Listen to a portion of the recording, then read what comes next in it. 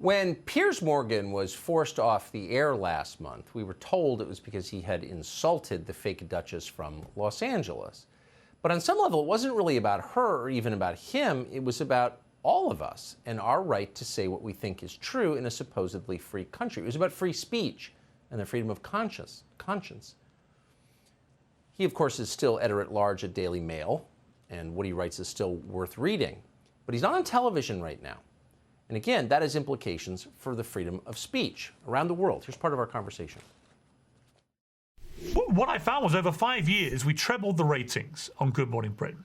The last day, ironically, was, as you said, the first day we beat the BBC ever.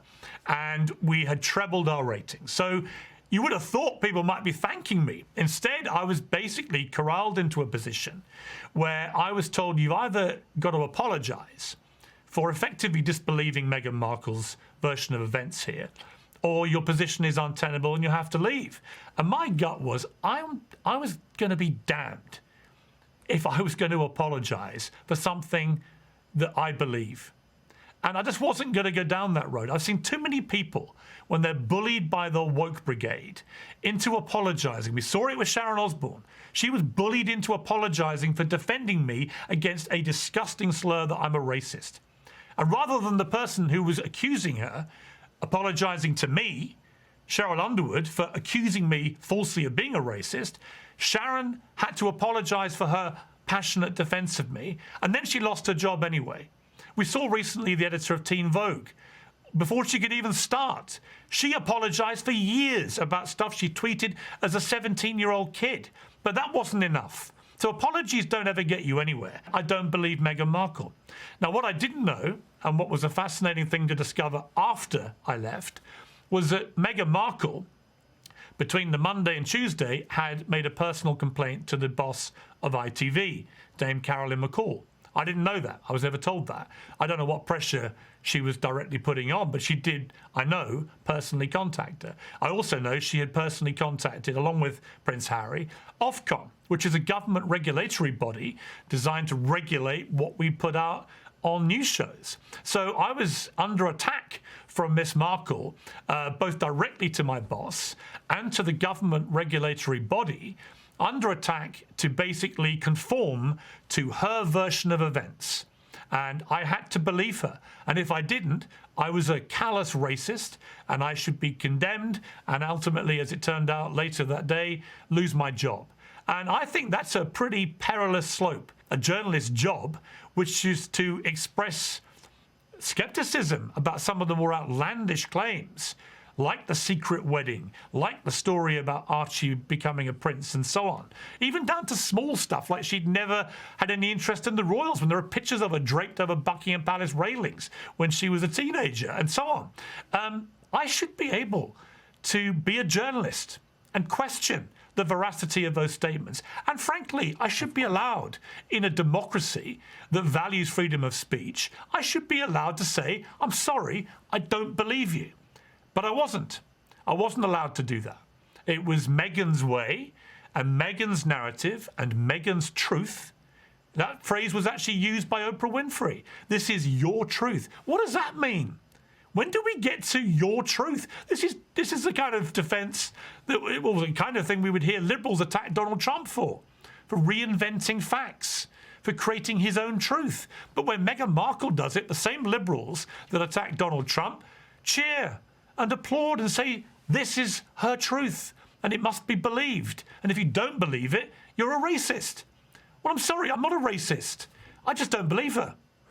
And no one points out the kind of underlying irony is that here you have two of the most powerful people in the world, in Oprah Winfrey and Meghan Markle, both claiming to be victims.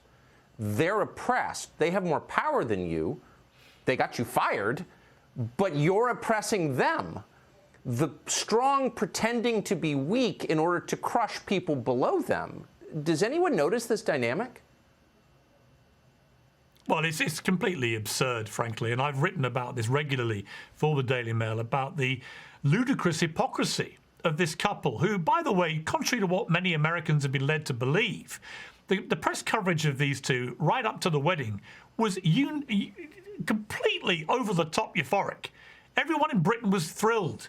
that finally we were having a non-white bride in the royal family. It hadn't happened. We were all very happy about this. I wrote about how wonderful it was on the wedding day. So this narrative that from the start she was bombarded with horrible, hateful, racist press coverage is another disingenuous load of nonsense, fueled by the Oprah Winfrey Show, where they flashed up a series of headlines.